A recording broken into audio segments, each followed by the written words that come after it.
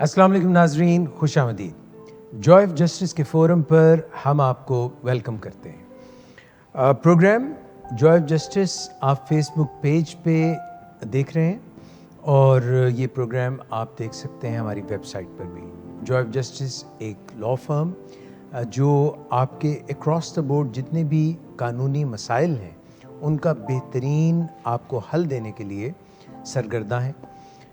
आज जो टॉपिक हम डिस्कस करने वाले हैं वो ये है कि अगर आपकी जायदाद पर कोई और गैर कानूनी तरीके से काबिज़ हो जाए तो इस मद में जो मसाइल सामने आते हैं उनका हल कानून की रूह से आप कैसे तलाश कर सकते हैं।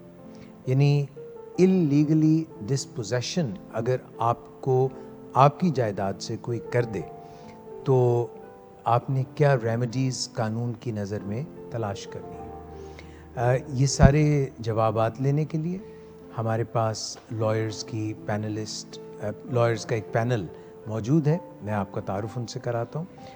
सबसे पहले हमारे पास सीनियर एडवोकेट हैं राना बलीगुर रहमान साहब, वेलकम।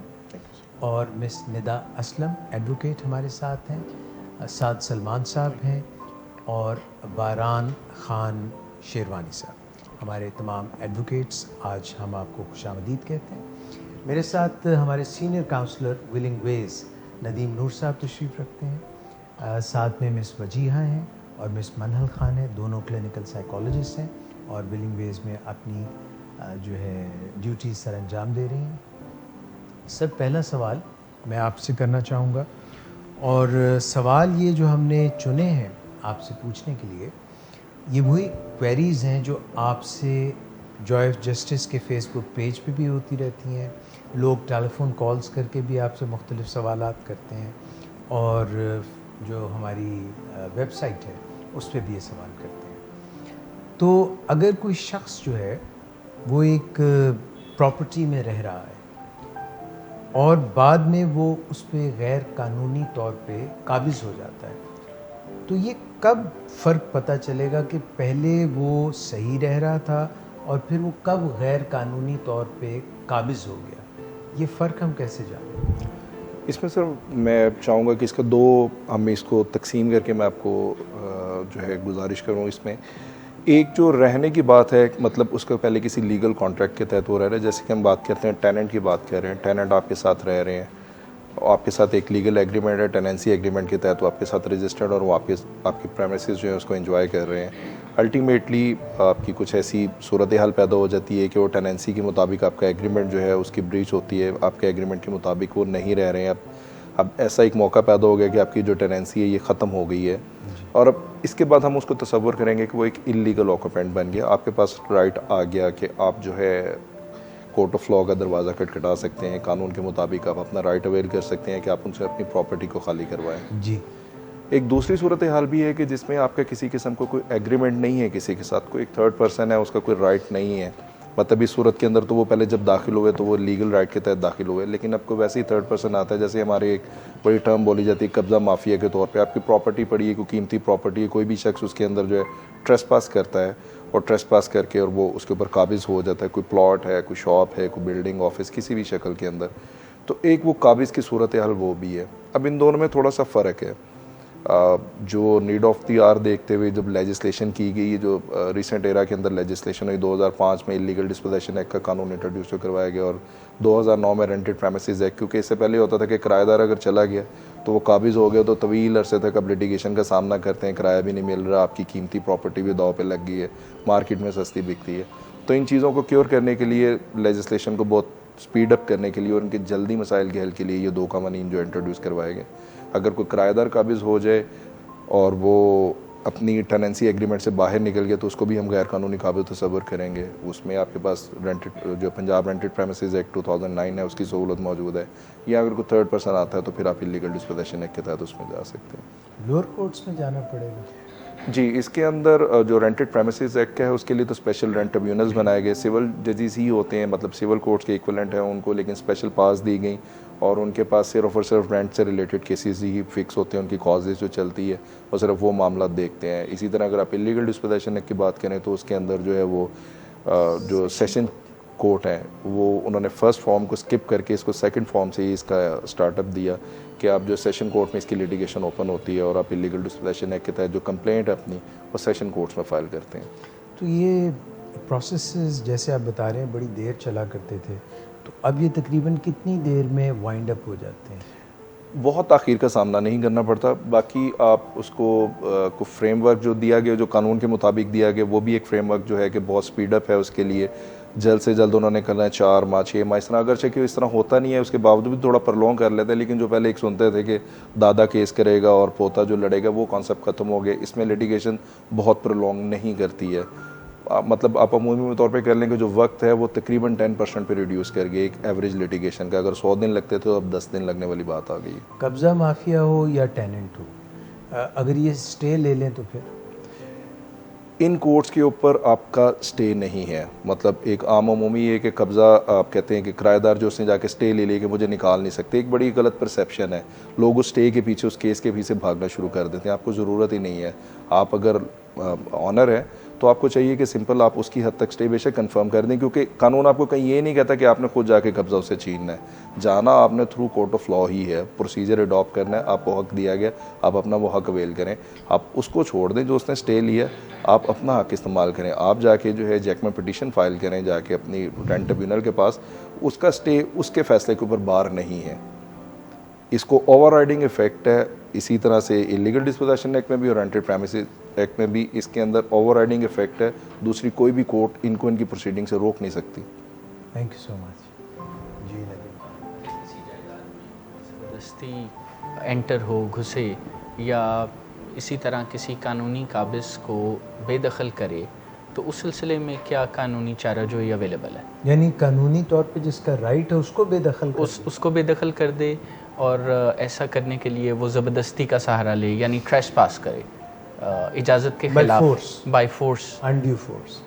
तो इसमें क्या रेमेडीज़ अवेलेबल हैं या कानूनी चाराजोई हो सकती है? इससे पहले ऐसे मामलात के लिए दीवानी और फौजदारी में बहुत से हल मौजूद थे, लेकिन वो एक लिमिटेड स्कोप था।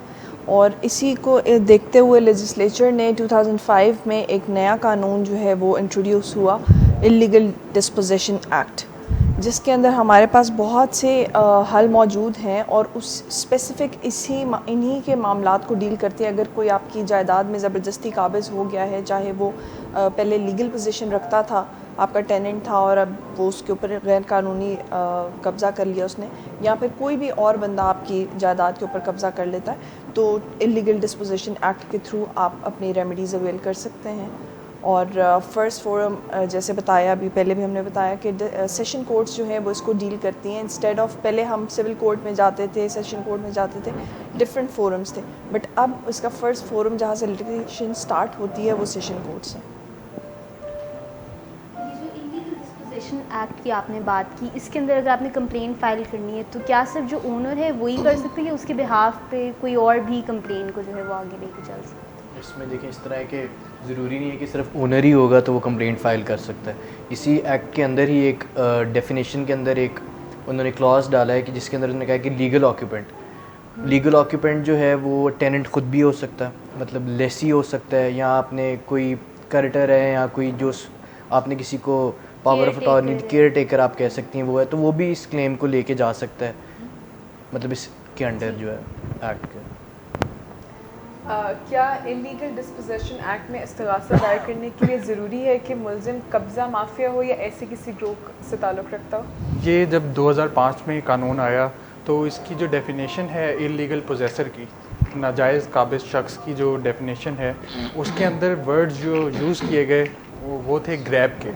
तो 2012 में सुप्रीम कोर्ट का फ़ैसला आया जिसमें कहा गया, इसके डेफिनेशन को इंटरप्रेट किया गया और कहा गया कि जिन लोगों का क्रिमिनल रिकॉर्ड है लैंड ग्रैबर का, या जो कब्ज़ा माफिया से मुंसलिक हैं लोग, या कब्ज़ा माफिया इटसेल्फ, ये कानून उनके ऊपर एप्लीकेबल होगा, उनके ख़िलाफ़ एक्शन लिया जाएगा। लेकिन 2016 में अमेंडमेंट आई और उसके अंदर कहा गया कि कोई भी शख्स अगर आपकी प्रॉपर्टी, आपकी मलकियती प्रॉपर्टी के ऊपर नाजायज़ काबिज़ होता है जबरन या गलत तरीके से, गैर कानूनी तरीके से, तो उसके ख़िलाफ़ भी एक्शन लिया जाएगा। इस अमेंडमेंट को कंफर्म किया गया, सुप्रीम कोर्ट का एक फुल बेंच बना और उसने ये फ़ैसला दिया कि हाँ, सिर्फ कब्ज़ा माफिया नहीं बल्कि तमाम वो अशखास जो आपकी प्रॉपर्टी पे जबरन या गैर कानूनी तरीके से कब्ज़ा कर लें, आप उनके खिलाफ इलीगल डिस्पोजेशन एक्ट 2005 में जा सकते हैं।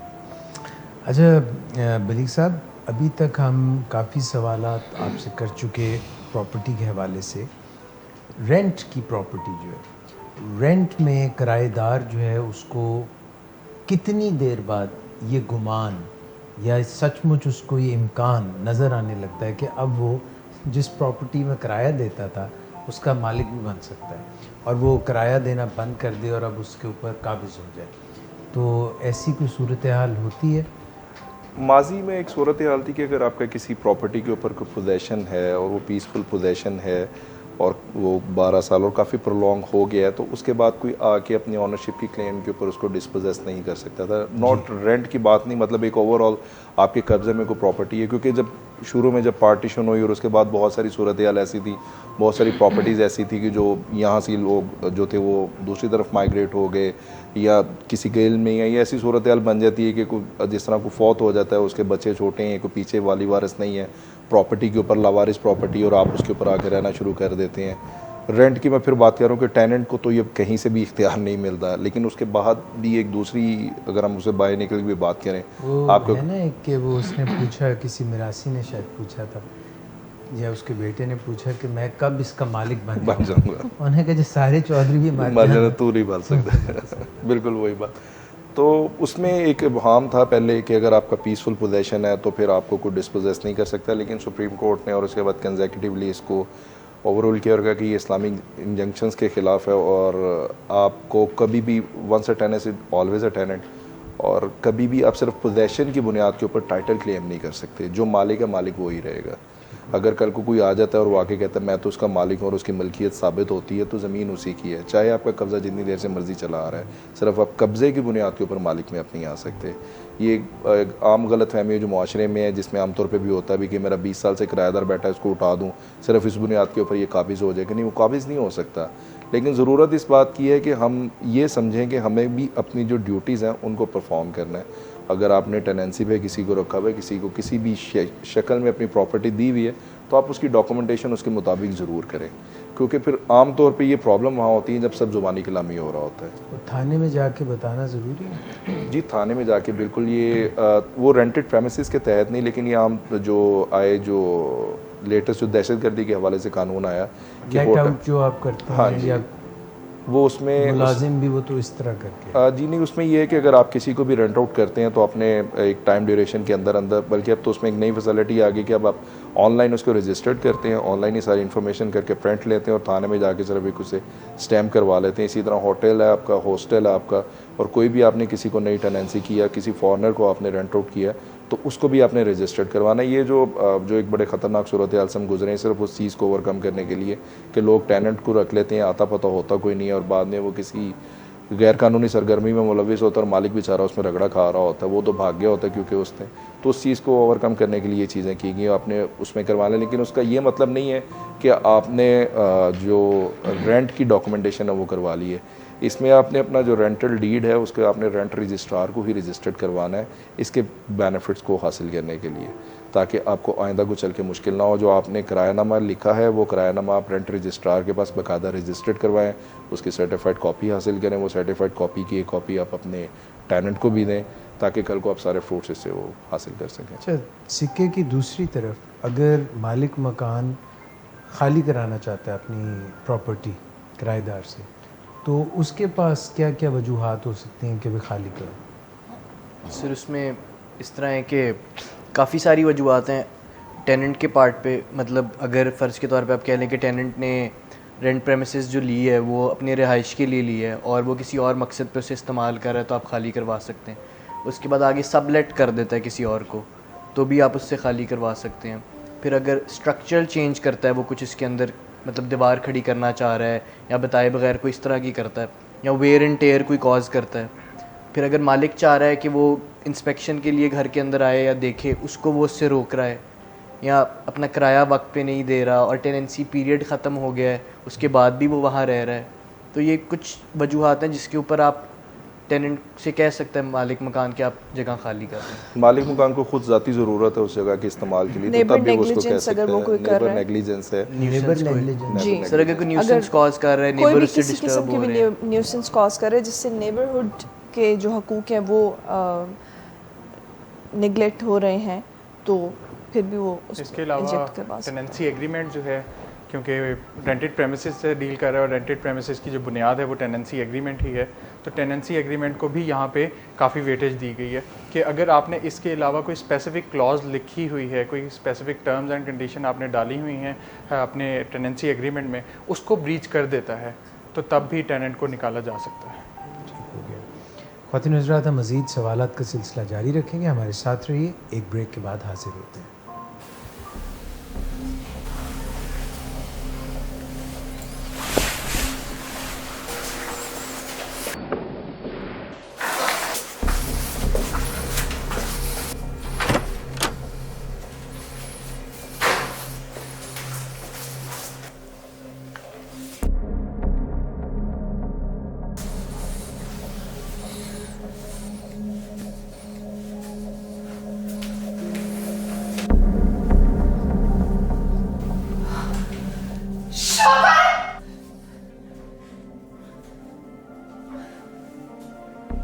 शराब नोशी की वजह किरदार की खराबी नहीं, मूड की खराबी है। शराब नोशी कभी भी नशे की बीमारी में बदल सकती है। नशे की बीमारी हर स्टेज पर काबिल इलाज है। मदद हासिल कीजिए, क्योंकि वो ऐसा नहीं करेगा। विलिंग वेज से मदद हासिल कीजिए, कहीं से भी मदद हासिल कीजिए, लेकिन फौरी मदद हासिल कीजिए। जिस मुआवजे के इंतजार में आपने बहुत देर कर दी, अब वो दस्तक दे रहा है। मदद हासिल कीजिए, मदद हासिल कीजिए, मदद हासिल कीजिए।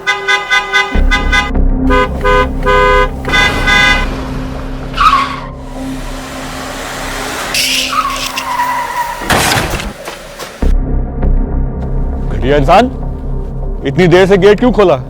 सोए हुए थे तुम क्या? सर मैंने तो मिनट भी बकवास नहीं ना कर तुम मेरे साथ।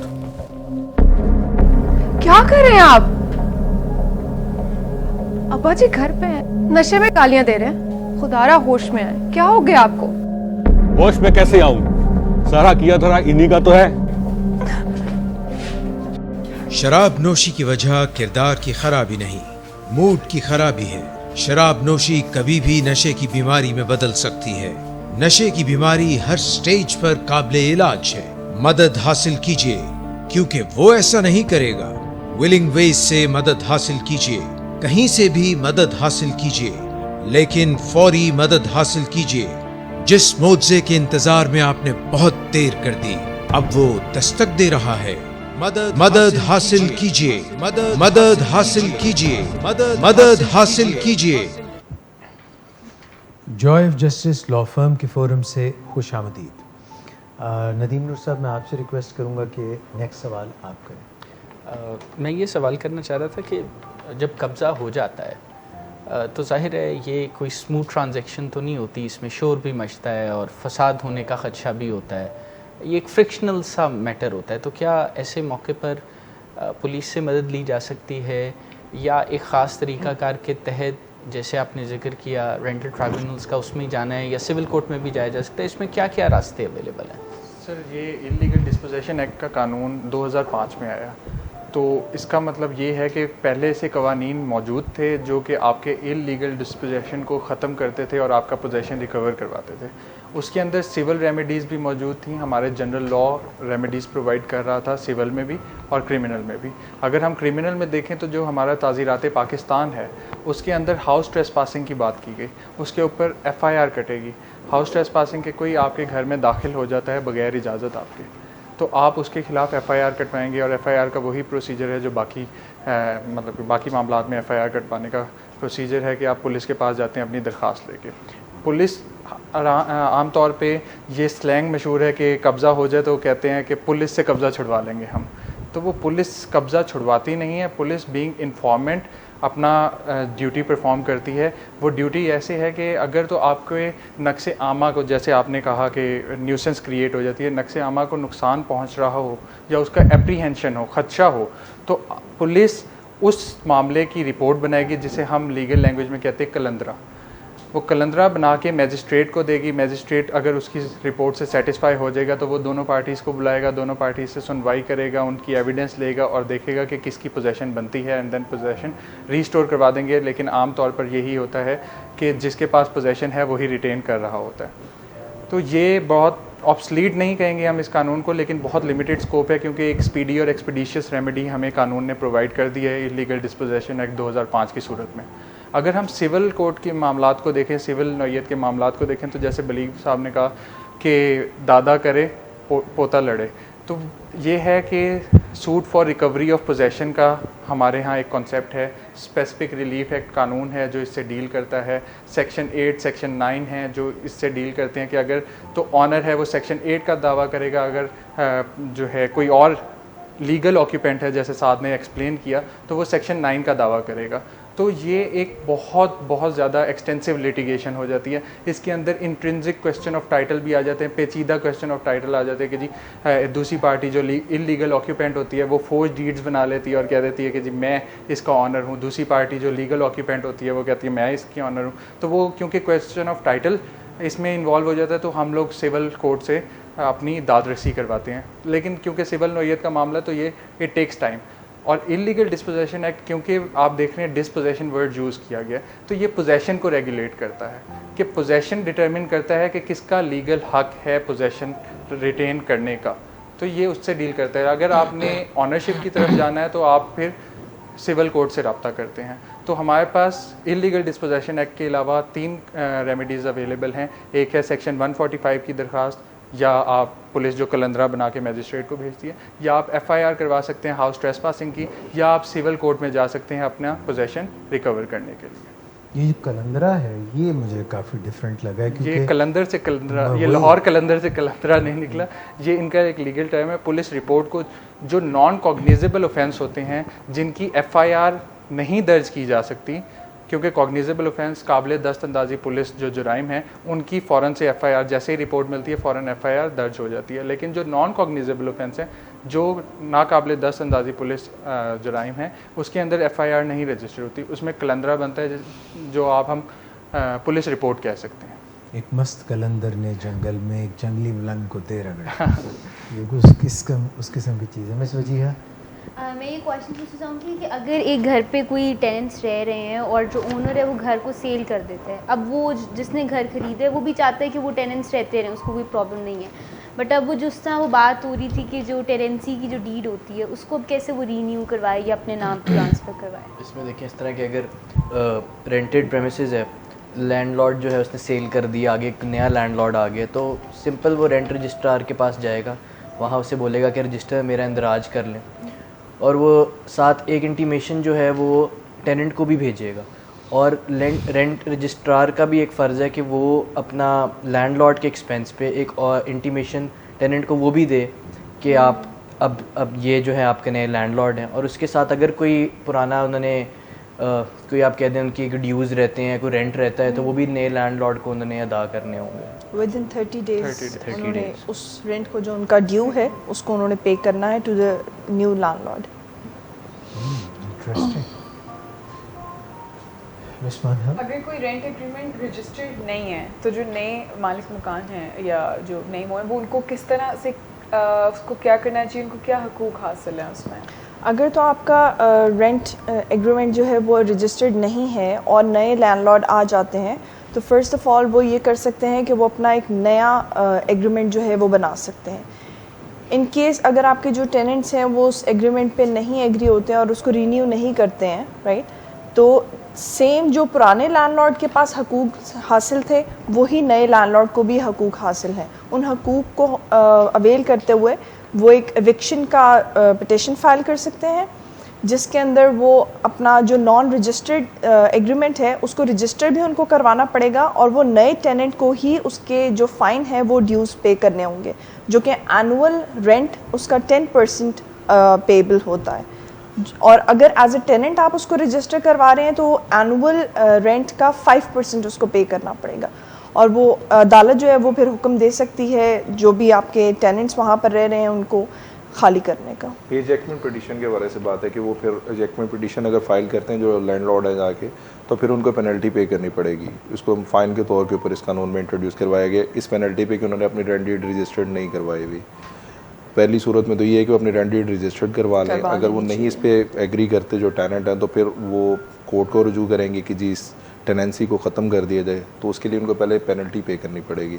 और अगर टेनेंट जो है उसको डिफेंड करना चाहता है तो उसको भी डिफेंड करने के लिए पेनल्टी पे करनी पड़ेगी। एक क्वेश्चन मैं पूछना चाहूँगी कि अगर आपने टेनेंसी डीड की हुई है फॉर एग्जांपल 2 साल की, और आप वो 1 साल में ही प्रॉपर्टी को खाली करवाना चाह रहे हैं, तो इसके फिर टेनेंट्स के पास भी कोई राइट्स होते हैं कि वो भी कोई मतलब देखें जो ग्राउंड्स बताई गई हैं, अगर तो उन ग्राउंड्स में कहीं आपका केस फॉल नहीं करता तो फिर आप उसे जब तक कि वो पीरियड एक्सपायर नहीं हो जाता तब तक आप नहीं करवा सकते। आप भी लीगली अंडर कंसिडरेशन है इस चीज़ के कि जो आपने टेनेंसी पीरियड उसके साथ तय किया है उतनी देर आप भी गुजारेंगे। हाँ, आपको उसके अलावा ग्राउंड बताई गई हैं, मतलब जिस तरह कि अब आप ये कहने कि आपको, क्योंकि आपका भी इरादा नहीं, जब आपने उसके साथ 2 साल के लिए ऑब्वियसली आपको किसी ज़ाती इस्तेमाल के लिए चाहिए, बोनाफाइडली साबित हो रहा है कि जी अब आपकी ज़रूरत है कि आपने प्रॉपर्टी को अपने इस्तेमाल में लाना है, तो ये ही आपको एक ग्राउंड बचती है कि आप उसको रिक्वेस्ट करें, वो नहीं मानता तो आप कोर्ट को अप्रोच करें। लेकिन अगर जितनी भी टेनेंसी एक्सपायर करने के हवाले से या जो रेंटेड प्रेमिसेस एक्ट में ग्राउंड्स बताई गई हैं उनमें आप कहीं फॉल नहीं करते तो फिर आपको वेट करना पड़ेगा। नरीम साहब, अगला जो सवाल है वो बातों बातों में उसका जवाब आ गया है, या जिन्होंने हमसे ये सवाल किया था आप अभी भी उनके हक के लिए सवाल उठाना चाहें? सवाल अभी बनता है और वो ये है कि अगर जायदाद या रिहाइश का इस्तेमाल बग़ैर मुआवजे किसी को दिया जाए तो उस शख्स के तवील अरसा उस जायदाद के इस्तेमाल के बाद कोई कानूनी हक पैदा हो जाता है उस जायदाद पर? नहीं, किसी किस्म का कोई कानूनी हक उसका पैदा नहीं होता है। सिर्फ वो जितनी देर उसने एंजॉय कर लिया उस प्रॉपर्टी को एंजॉय कर रहा है, वो रिहाइश रखी ज़मीन उसी के जो मालिक है उसका। आप सिर्फ इस बुनियाद के ऊपर कि मैंने वहाँ पर इतने अरसे से रह रहा हूँ इसलिए मेरे भी उसमें मलकियत में कोई हक हो गया या मुझे कोई डिस्पोजेस नहीं कर सकता, तो नहीं है। जो मालिक है उसके पास कानूनी हक मौजूद है कि वो कानून का रास्ता इख्तियार करते हुए आपसे खाली करवा ले। ये ज़रूर है कि आपको वो उठा के बाहर नहीं फेंक सकता, जाना उसने भी अदालत के पास ही है, कानून के पास ही अपने कानूनी तरीके से हक को इस्तेमाल करना है, लेकिन आपका भी कोई मलकियती को ऑनरशिप राइट उस प्रॉपर्टी के ऊपर पैदा नहीं हो गया। और अगर टेनेंसी में हम इस तरह की जो है डॉक्यूमेंटेशन में जाते हैं टेनेंसी एग्रीमेंट, तो अगर बग़ैर किसी कंसिडरेशन के यानी बग़ैर किसी मुआवजे के को किसी को दिया जाता है तो उसमें भी कोई डॉक्यूमेंटेशन होती है? डॉक्यूमेंटेशन तो होनी चाहिए। अगर आपने दिया ऑब्वियसली आपने उसे as a employ, care taker या किसी तरीके से उस प्रॉपर्टी के ऊपर रखा होगा, ये जो भी है आप उसके अंदर मेंशन कर सकते हैं कि जी मैंने टेनेंसी जो है ये विदाउट प्राइस कंसिडरेशन दी हुई है। मतलब आपके कोई ऐसा रिलेशनशिप है उसके साथ कि आप अपने किसी करीबी अजीज़ को सपोर्ट कर रहे हैं, उनके पास रहने के लिए रिहाइश नहीं है, या किसी भी आप खुदा तरसी कह लें या जिस भी बुनियाद पे, लेकिन उसको डॉक्यूमेंट ज़रूर करें। आप उसमें लिखें कि आप इसके बदले मंथली रेंट चार्ज नहीं कर रहे हैं प्राइस कंसिडरेशन का, लेकिन कम से कम आपके पास वो डॉक्यूमेंटेड प्रूफ होगा कि ये टेनेंसी है और इनको आपने कुछ सेल नहीं किया या कुछ और ऐसी चीज़ नहीं है। क्योंकि हमेशा जो फसाद पैदा होता है, जो किसी के दिल में भी ख्याल पैदा होता है, वो इसीलिए होता है कि यार ये तो इतना अच्छा इसने दे दिया तो मैं ही कुछ थोड़ा मज़ीद बुरा बन के दिखा दूँ। तो बेहतर है कि आप चीज़ों को पहले से ही सही करके चलें ताकि आपको प्रॉब्लम ना। आप नेकी ज़रूर करें लेकिन उसको कम से कम लिख ज़रूर लें। अच्छा, मुझे लगता है कि इस सवाल का कहीं ना कहीं जवाब आ गया है बारान साहब, मगर फिर भी सवाल तो सवाल है। क्या कब्ज़ा होने की सूरत में आप अदालत की बजाय पुलिस से रजू कर सकते हैं, या क्या आप इलीगल डिस्पोजेशन एक्ट के बजाय सिविल कोर्ट से भी रजू कर सकते हैं? इसका मैंने पहले ही जवाब दिया है कि पुलिस का काम सिर्फ इन्फॉर्मेंट का है कि वो कोर्ट को इन्फॉर्म करेगी, क्योंकि देखें पोजेशन बहुत ज़्यादा इंपॉर्टेंट चीज़ है। मैं पिछले शो में भी हमारी बात हो रही थी पोजेशन की, जब हमने इंपॉर्टेंस बताई तो हमने कहा 90% ऑफ ऑनरशिप है, 9/10 ऑफ ऑनरशिप है। अपेरेंटली लगता है कि जिसके पास पोजेशन है वही मालिक है, तो पोजेशन को इसलिए इंपॉर्टेंट करार दिया गया। और जिसके पास पोजेशन है आप उसे इलीगली डिस्पोजेस नहीं कर सकते, आपको कानूनी रास्ता अपनाना पड़ता है। तो कानूनी रास्ता जो है वो इलीगल डिस्पोजेशन एक्ट नया कानून है। उससे पहले के कवानीन स्पेसिफिक रिलीफ एक्ट है जिसमें आप सिविल कोर्ट में जाते हैं, आपके पास ज़ाब्ता फौजदारी है, CRPC 145 की आप एप्लीकेशन देते हैं, आपके पास हाउस ट्रेस पासिंग की FIR लॉन्च करवाने का है। लेकिन इसमें पुलिस का क्या किरदार है? पुलिस का किरदार सिर्फ ये है कि अगर तो 145 की एप्लीकेशन गई है जिसमें ब्रीच ऑफ पीस का खदशा है, एप्रीहेंशन है, तो वो कलंदरा बनाएगी, पुलिस रिपोर्ट बनाएगी और वो मैजिस्ट्रेट को देगी। उसके बाद क्या है, इलीगल डिस्पोजेशन एक्ट में भी या CRPC में भी पुलिस का काम है कोर्ट के ऑर्डर के ऊपर इंक्वायरी करना। कोर्ट के ऑर्डर के ऊपर इंक्वायरी करके वो रिपोर्ट पहुंचाएगी, और वो इंक्वायरी किसकी होगी, इंक्वायरी एज टू पोजेशन होगी कि लास्ट पोजेसर कौन था और क्या इसकी मलकियत है या नहीं है, इसके पास ऑनरशिप के प्रूफ हैं या नहीं है। और सिविल कोर्ट का क्योंकि हम पहले डिस्कस कर चुके हैं तो उसको एक्सप्लेन फर्दर नहीं किया जाएगा, यही है कि बस दादा करे और पोता लड़े। मेरा ख्याल है मैं अपने लास्ट सवाल के लिए मिस मंहल को रिक्वेस्ट करूँगा कि वो पूछें। कब्ज़े की लिटिगेशन में पे एज यू गो का कॉन्सेप्ट कैसे मुख्तलिफ साबित हो सकता है? इसके अंदर ये है कि आप कब्ज़े की लिटिगेशन तक अगर हम इसे स्पेसिफाई करें पे एज यू गो के कंसेप्ट को, कोई भी लिटिगेशन हो, क्योंकि ये लिटिगेशन तो हर तरह की स्टेप्स इन्वॉल्व करती है, तो पहले पे एज यू गो का कंसेप्ट हमारे लिए समझना बहुत ज़रूरी है। जॉय ऑफ जस्टिस ने इस कंसेप्ट को इंट्रोड्यूस क्यों करवाया कि लोगों के ऊपर जो एक हेस्ट तारी हो जाती है, बल्कि एनजाइटी में चले जाते हैं कि हमें अपना हक हासिल करने के लिए पहले इतनी अमाउंट हमें पहले से जमा करवानी पड़ेगी, लमसम देनी पड़ेगी, वो नहीं है। पे एज यू गो का मतलब है कि आप जैसे जैसे आगे केस के अंदर प्रोसीड करते जाएंगे आप पे करते जाएंगे। तो लिटिगेशन के मामलात हैं या कोई भी मामलात जिसके अंदर स्टेप्स इन्वॉल्व हैं और आप वकील रखते हैं, तो आपके लिए पेमेंट का तरीका आसान हो जाता है, सिंपल हो जाता है। आपको 1 लाख लमसम अमाउंट नहीं देनी पड़ती, आप चंक्स में दे रहे होते हैं। अमाउंट वही होती है जो पहले तय हुई होती है। ये नहीं है कि हर दफ़ा आपको नया चार्ज किया जाएगा और एंड पे जाके आप देखेंगे तो अमाउंट बढ़ चुकी होगी। नहीं, ऐसा नहीं है। इसका यही है कि पहले तयन कर लिया जाएगा कि कितनी अमाउंट है, देन कमेटी डल जाएगी। फिर जितनी काम की कंप्लीशन उतना मुआवजा। विन विन डील है। मतलब अगर आप ये सोच रहे हैं कि आप हमारे काम से मुतमईन नहीं है और आपको ये लगे मतलब कि मैं तो पे कर चुका हूँ तो मेरे पास सब्स्टिट्यूशन की ऑप्शन नहीं है, जो मैंने कर दिया मुझे उससे भी महरूम होना पड़ेगा, तो ऐसा नहीं है। आप उतना ही पे कर रहे होंगे जितना आप काम करवा चुके हैं, तो आपके पास ऑप्शन मौजूद है। अगर आप सेटिस्फाइड नहीं है तो आप अप्रोच कर सकते हैं। और दूसरा आपके ऊपर एक बर्डन भी नहीं रहेगा पेमेंट का। जैसे एक आम तरीका होता है कि वकील पहले ही पैसे ले लेते हैं और फिर आपको बहुत ज़्यादा डिले का सामना भी करना पड़ता है, और एक भार भी होता है कि आपने इतनी एक अमाउंट देनी है। जैसे जैसे आपका केस चलता जाएगा आप वैसे वैसे उसकी पेमेंट्स करते रहेंगे। Ease at your part, ease at our part. Sir इसमें ये भी है कि हम अगर बाहर कहीं पे भी किसी को पेमेंट वगैरह भी करते हैं लॉयर को, तो आपको नहीं पता होता आप किस चीज़ के लिए पे कर रहे हैं। इसमें बहुत सारी चीज़ें होती हैं। हम लोगों ने ये भी एक आइडिया था कि हम ब्रेक थ्रू देंगे, आपको ब्रेकआउट पूरा देंगे कि किस चीज़ के लिए हम आपको कितना चार्ज कर रहे हैं, ताकि आपको भी पता हो कि कितनी अमाउंट आप किस चीज़ के लिए दे रहे हैं, कि ये कॉपीज़ के लिए है या ये केस पे प्रोसीडिंग वगैरह के कितने पैसे हैं, उसका पूरा एक आप कह लें ब्रेक थ्रू आपको दिया जाएगा, ब्रेकआउट दिया जाएगा कि कितना है। ठीक हो गया।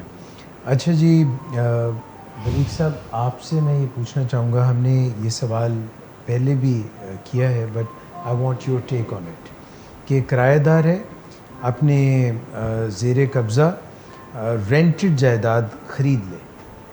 किराएदार अपने जो जिस पे वो रह रहा है वो जायदाद ख़रीद ले, और जायदाद की इस ख़रीद से मुतालिक अगर कोई तनाज़ा पैदा हो जाता है तो क्या किराएदार को मालिक तस्वुर करते हुए इस जायदाद पर उसका कानूनी कब्ज़ा तस्वुर किया जाए, हक है उसका? नहीं, ये भी रेंटल प्रेमिसेस एक्ट में इसको डिफ़ाइन किया गया। सेक्शन 10 के अंदर बाकायदा तौर पे कहा गया कि ऐसी कोई भी सूरत हाल कि जहाँ पर जिस प्रॉपर्टी में जो है वो रिहाइश पजीर है वो परचेज़ कर लेते हैं, कोई एग्रीमेंट हो जाता है।